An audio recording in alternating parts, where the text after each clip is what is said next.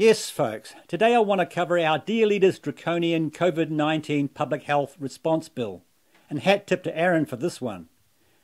Now, I've posted links to that bill and to a petition against it in the description below.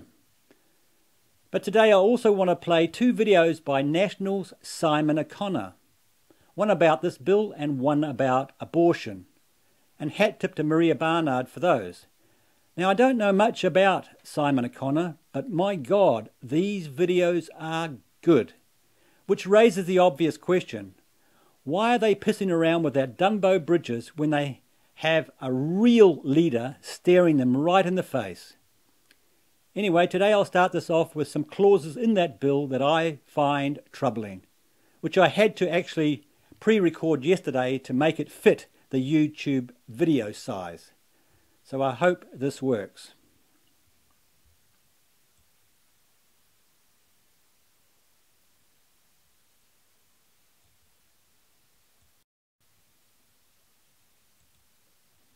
So I'll start off with Clause 3, repeal of this Act. This Act is repealed on the earlier of, the date that is 2 years after the date of its commencement, and a date appointed by the Governor-General by order in Council. So this could go on for 2 years if they so choose. And does it actually mean that it could stop and start again for another 2 years after that, if they require it? Or even another 2 years after that, if they have a bogus reason to continue? So now the next one is Clause 11.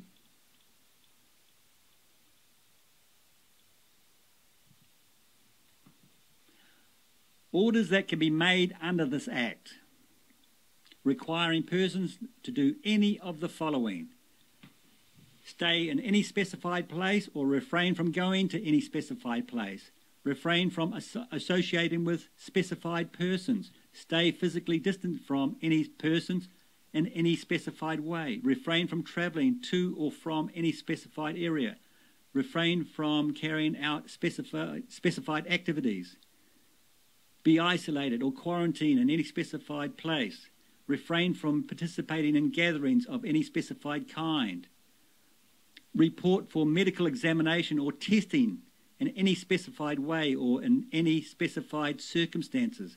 So they can actually force you to take some sort of medical exam if they wish. And it continues.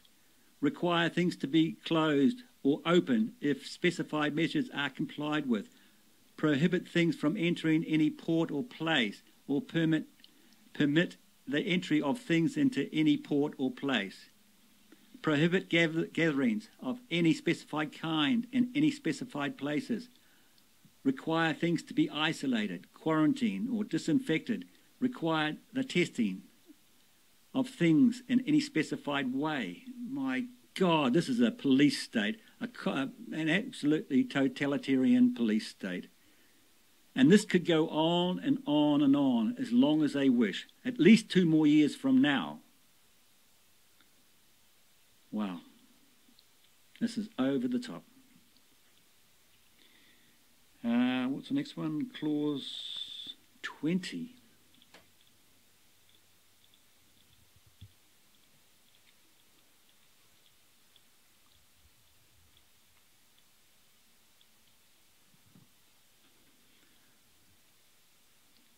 Powers of entry. An enforcement officer may enter without a warrant any land, building, craft, vehicle, place, or anything if they have reasonable grounds to believe that a person is failing to comply with any aspect of a Section 11 order.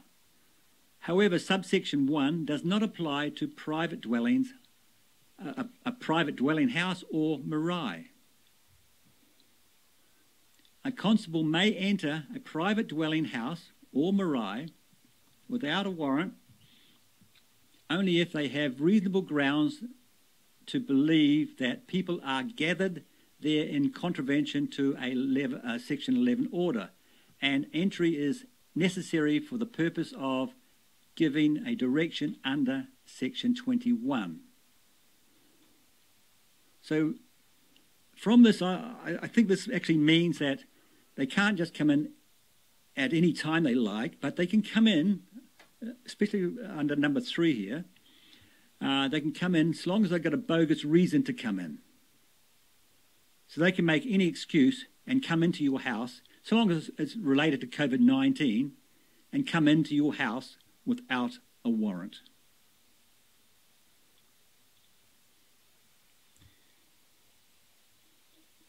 Number 23. Yeah. Power to direct person to provide identifying information. For the purpose of exercising powers under this subpart, an enforcement officer may direct a person to give the person's full name, full address, date of birth, occupation, and telephone number, or any of those particulars that the enforcement officer or other person acting with authority may specify. May specify. Your gun license, please. Anyway, now to Simon O'Connor.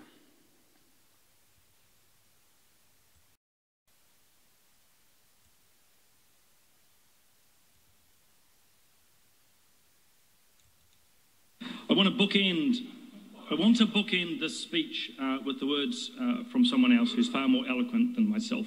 He says, when human societies lose their freedom, it's not necessarily because tyrants have taken it away. It's usually because people willingly surrender their freedom in return for protection against some external threat. And that's what I fear we are seeing now. That's been said by Lord Sumption, the English Supreme Court Justice and Judge, discussing COVID-19 only a few days ago. I agree with Lord Sumption. This is the most anti-democratic piece of legislation being put before this Parliament. I repeat it again, it is anti-democratic. It is against the values of this democracy, this Parliament, our constitutional sovereignty. It is against the principles of law and ethics. I am pleased to stand on this side of the House as the only political party that has opposed this bill from the very start. I want the public to understand that very clearly. National alone has opposed this bill from the very beginning. And we are only here now because every other political party has supported it so far. Madam Speaker, why do I oppose this bill so aggressively? Let me, as I phrased in a video earlier today, what I term the terrible highlights. This is a bill which effectively gives one person enormous powers. Yes, our dear leader, Jacinda Ardern. One person. I don't actually particularly care who it is. In this case, it could be the Minister of Health or the Prime Minister. I suspect primarily the latter. I don't particularly care who it is. This is not a personal issue of who that person happens to be, but in any constitutional democracy, which puts enormous powers into the hands of one person, is by definition not democratic at all. These powers, Madam Speaker, will impact on New Zealanders' daily lives in ways I suspect they can barely comprehend. Why? Because it's been rushed through Parliament, but I'll come back to that. These decisions outlined in Section 11 give one person the power to say to ordinary New Zealanders where they can stay, who they can see, how they can physically distance, where they can travel, how they can carry out specialist activities. One person alone will be able to dictate to Kiwis how they'll be isolated and quarantined. They will have the power to dictate to you your place, premise, craft, vehicles, even your animals, how you or we as Kiwis can operate. These powers are enormous and they are being concentrated in one hand. That is wrong, ethically, morally, and legally. This bill enables the police to enter a home without a warrant. Madam Speaker, the police have never held that power at all. They have never held that power. And this bill enables police just on reasonable cause to enter into your home. Yes, we hear some music in your house. You must be having a party. We are coming in. I would suggest even worse than that, that this bill creates a provision for enforcement officers. I prefer to think of them as state-sanctioned vigilantes. These are people who will be authorised through this bill, not police, to enforce the purposes of this Act. They are people who will be able to effectively be reporting on what we as citizens or business owners or people who wish to go to, I don't know, church or to play sport. They will have the power to not only watch and report on what you do, but to shut you down. Once again, this bill, this terrible highlight, is allowing state-sanctioned vigilantes. And I see it very similar to what was attempted to happen, well, wasn't attempted, it was happening with those checkpoints, of which the government seemed to be completely confused about, completely wrong, completely illegal. Also, we are seeing through this bill what I have often spoken to as the draconian and heartless rules that have been put in place around funerals and tangi, weddings and other religious services.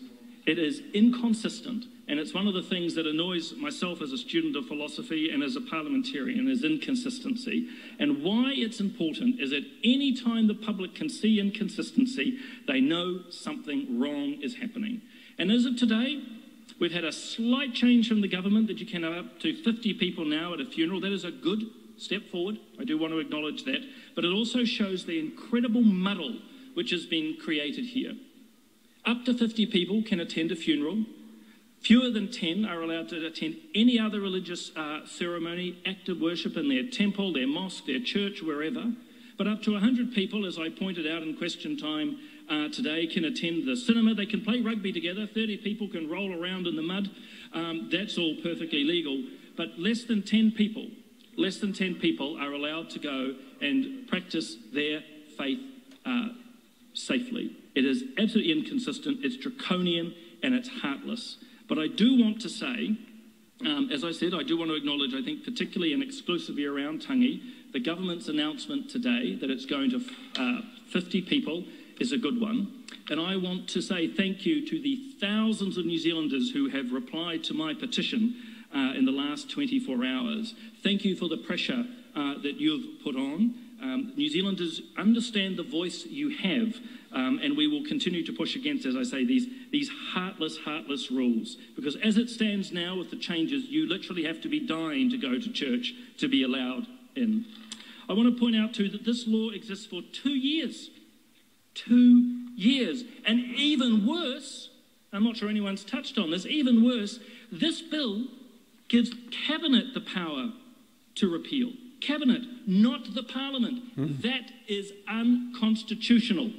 Absolutely appalling. And it's all been rushed, Mr. Speaker, through Parliament.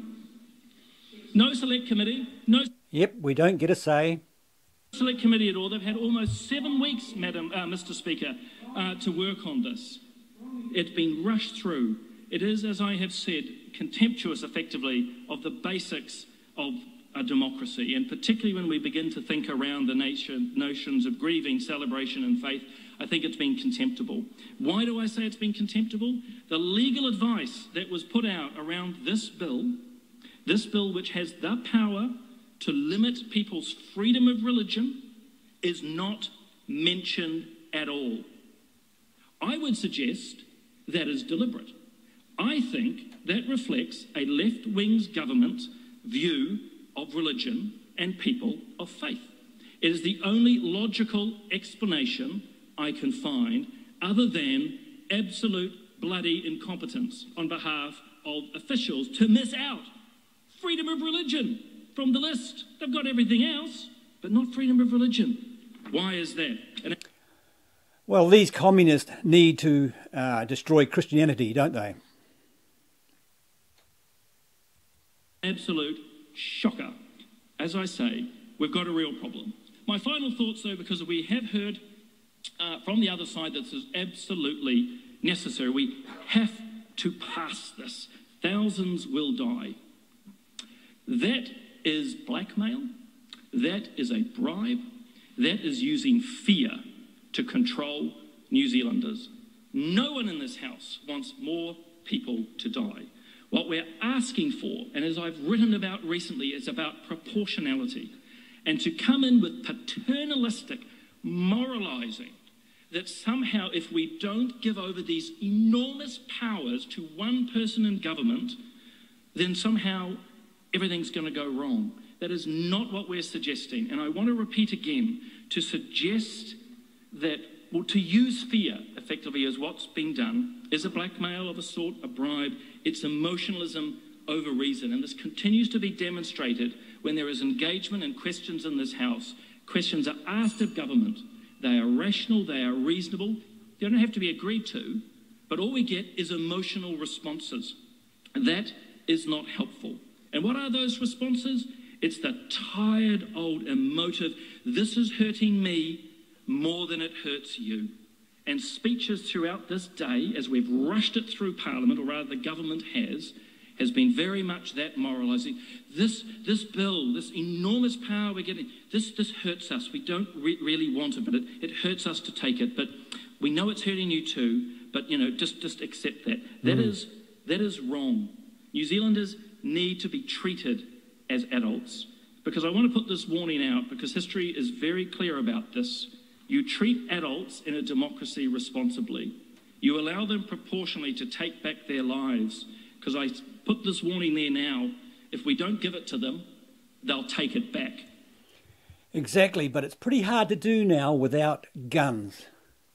Anyway, now to his abortion video, which I think is excellent.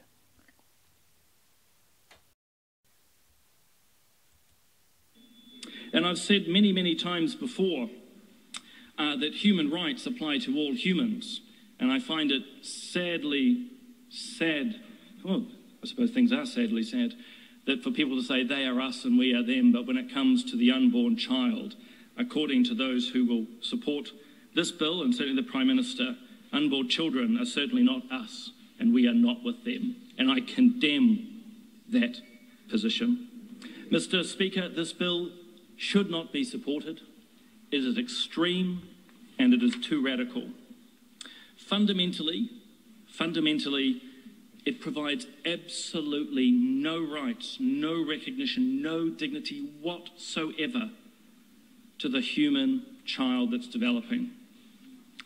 I noticed in my first reading, or noted in my first reading speech, which I was grateful to have, that the human child developing in the womb is us. It's every one of us, just that little bit younger. There is no miracle through the birth canal where all of a sudden nothing becomes something. That is just not feasible. We have a bill where abortion right up to birth is okay. Whether it could happen, it happens once, 100 times 500 is irrelevant. It's what this bill enables. It's far too radical. Abortion because a baby is disabled is okay. An abortion because the baby's a girl is okay, which is really quite a challenge, I imagine, for modern feminists, including the fact that half the babies aborted are women. You know, go feminism, we're going to knock out half the babies that are girls. Well done there, ladies. Or modern feminists. Yeah, well said. Now, this guy's got something to say, and he's got some backbone. Down syndrome children can be aborted. Again, whether or not it happens or not, it's irrelevant. The bill allows it. The bill no longer has any ability to take in cultural considerations. And again, that should be a challenge to members who wax lyrical in this House about cultural values and the Treaty of Waitangi. And yet here, in a life and death issue, they're choosing to ignore it. No notification for parents, Mr. Speaker, at all. And I put forward an SOP saying, I just want to make it absolutely abundantly black and white clear in this legislation that if and when, and it does happen, an abortion is botched, that the child will absolutely definitively receive health care. And it breaks my heart to think that this House voted it down. That's horrendous. That's for sure. It's absolutely horrendous. And then the attack on conscience rights. Awful. Just awful. But believe it or not, on days like today, I'm actually not a pessimist. You know why? Because I can smell the fear in this House from the pro-abortion side. The absolute reeking, stinking fear. And you know why, Mr. Speaker? Is because the pro-abortion side know their position is weak, fundamentally weak. And I'm going to illustrate in the last few minutes of why, because I want to bring a message of hope. They are weak and they are fearful because they're anti-science. They always move against the science of the human child of conception, what is developing. They fear the science. They won't talk about it at all. The baby that has a heartbeat at 6 weeks, its own DNA, that it can feel pain, thus science is ignored. You can feel the fear. Euphemisms. Euphemisms abound in this debate. My God, we will never talk about a baby. We'll talk about cells. We'll talk about clumps. We'll talk about fetuses. In fact, we'll try to use English language to never use it. Euphemisms throughout history have been used in an Orwellian way. Well, actually, that's probably a contradiction. He wrote that in 84, but it's an Orwellian way to avoid reality. Euphemisms and those who use it show great weakness and fear, and I can smell it here today. Safe spaces, great to see that defeated, a disgusting attempt of procedural override there. But why safe spaces? Lo behold, or betide, that someone might stand out of an abortion clinic. And as I mentioned in my committee stage, what's more scary than a nun with a set of rosary beads standing outside an abortion clinic? Again, it points to the fear and the weakness, the banning of conscience rights. We don't want people thinking. My God, we don't want our doctors, nurses and others thinking. We're going to ban them from having an opinion. Yes, that is awful, but I tell you now, that is an expression of fear and of weakness. The talk of stigma and shame becoming the latest progressive tools. It's a form of censorship. No one should ever feel a shame or stigma for anything, of course, unless it's the progressives who want you and people like me. My God, I'm a Roman Catholic. That is one of the worst and the most intolerable things possible. I'm to feel ashamed.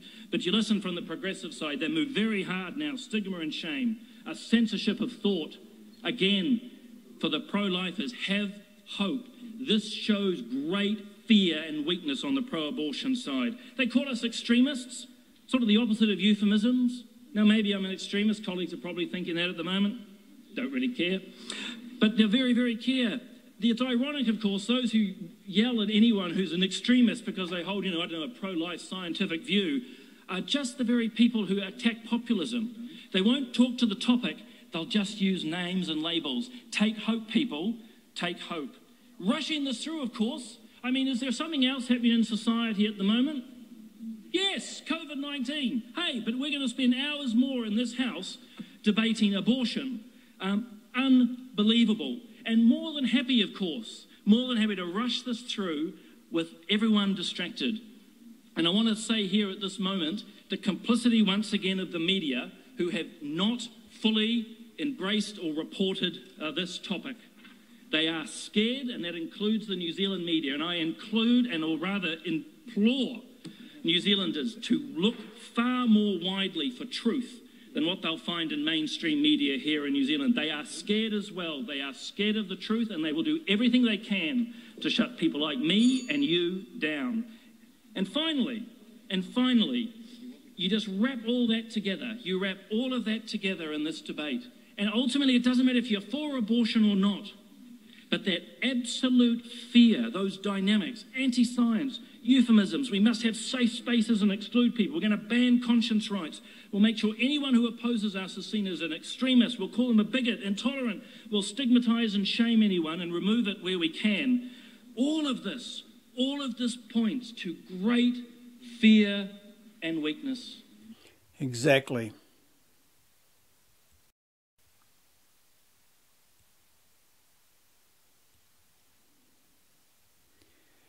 Yeah, now folks, as I said before, I don't know much about O'Connor, but going by those videos, he seems to be on the right page. He should be the leader of National, not that dimwit Bridges. So why aren't they fronting him? Well, the answer is simple. He's not a progressive lefty, he's a conservative.